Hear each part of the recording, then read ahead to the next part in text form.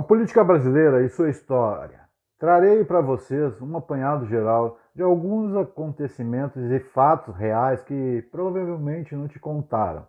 Fica comigo até o final e saiba um pouco mais destes momentos históricos da nossa nação brasileira. Roda a vinheta.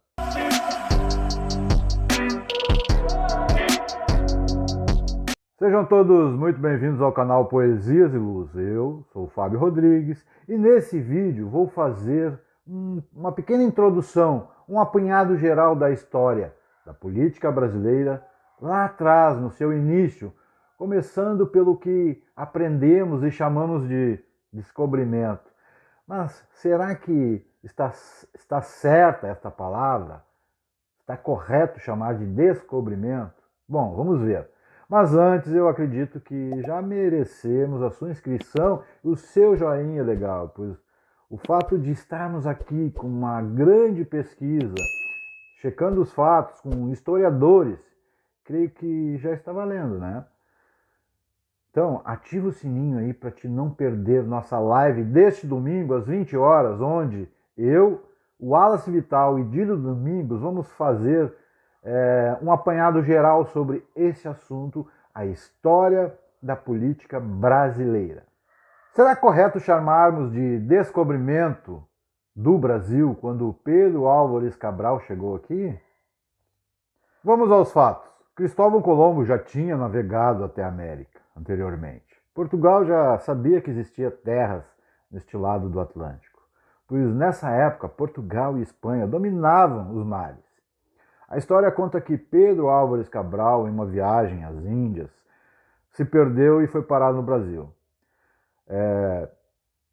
Errou o caminho. Narrativa esta contestada por muitos historiadores, pois Portugal já sabia destas terras. A minha contestação à palavra descobrimento se dá porque aqui já existiam pessoas nessa época, por volta de 1500. Estimava-se que existia cerca de 30 milhões de índios no Brasil. Como descobrir algo que já existia? Esta é a minha contestação. Em um próximo vídeo vou contar mais esta parte da história. Deixe um comentário aqui se você quer saber mais sobre estes primeiros 100 anos depois da conquista do Brasil pelos portugueses. Como todos sabemos, a política tem como base a economia. Quem tem o poder econômico quer e tem o poder político.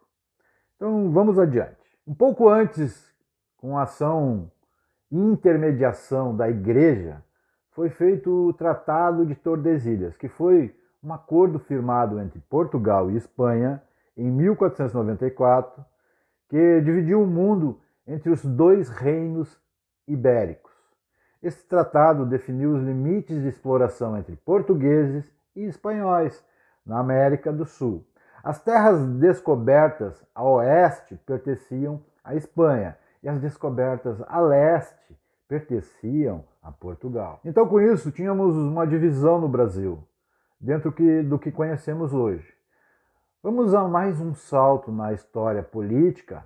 A corte portuguesa resolveu colonizar o Brasil em 1530.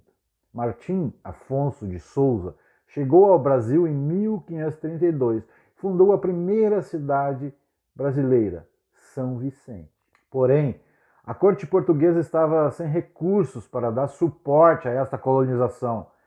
Foi aí que surgiu as capitanias hereditárias.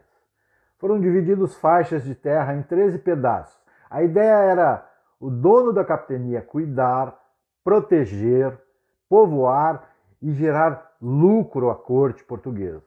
Contudo, apenas duas deram esses lucros, São Vicente e a capitania de Pernambuco. Assim, a corte portuguesa resolveu enviar um governador-geral, onde teve seu primeiro governador, o Tomé de Souza, e construiu um centro administrativo, fundando Salvador como a primeira capital brasileira. Nós tivemos vários governadores até o século XIX. Você está gostando desse conteúdo? Comenta aqui e te inscreve. Não deixa de comentar. Em 1580 tivemos a união entre Portugal e Espanha, onde o rei espanhol criou a União Ibérica, começando uma luta de outros países invadindo o Brasil. Uma empresa chamada Companhia das Índias, que era dona da Holanda, resolveu conquistar o Brasil. E eles tiveram duas tentativas. Em 1624 foi rechaçada, mas em 1630 eles invadiram e tomaram parte do Nordeste. Maurício de Nassau foi um grande desenvolvedor da região. Ele, em alguns livros contado, que é considerado um bandido, mas na verdade não foi bem assim. Nessa época, Pernambuco teve um grande desenvolvimento. Mas como tudo é questão de economia, como eu falei antes, ele fez grandes empréstimos aos senhores de engenho e isso causou a indignação da empresa Companhia das Índias e fez com que ele voltasse à Holanda. Com isso, essa cobrança da empresa fez com que houvesse uma união entre todos na região e acabaram guerreando e expulsando os holandeses, voltando o domínio a Portugal. Agora eu vou dar mais um salto na história. Em 1808 chega ao Brasil toda a corte portuguesa, fugindo de Portugal por causa da tomada de alguns lugares da Europa, inclusive de Portugal, de um cara que se chamava Napoleão Bonaparte. Começando aqui o reinado Brasil-Portugal em 1815. Aqui começa a política brasileira mais efetiva. Isso eu vou te contar na nossa live deste domingo às 20 horas. E se vocês quiserem saber mais sobre isso, deixe aqui aqueles comentários de curiosidades. Vamos falar um pouco sobre a verdadeira história da independência ou morte, do início da República e do Estado Novo, que temos até hoje. Te convido a te inscrever aqui e acompanhar esta história fabulosa e verdadeira do nosso país. Temos que conhecer a realidade da história, para que não cometamos os mesmos erros e conseguimos traçar um futuro melhor a novas gerações. Me despeço de vocês com o pensamento. A única coisa que podemos fazer é buscar o conhecimento para construirmos um belo futuro às próximas gerações. Porque poesias são pequenos carinhos na alma. Voltaremos. Tchau!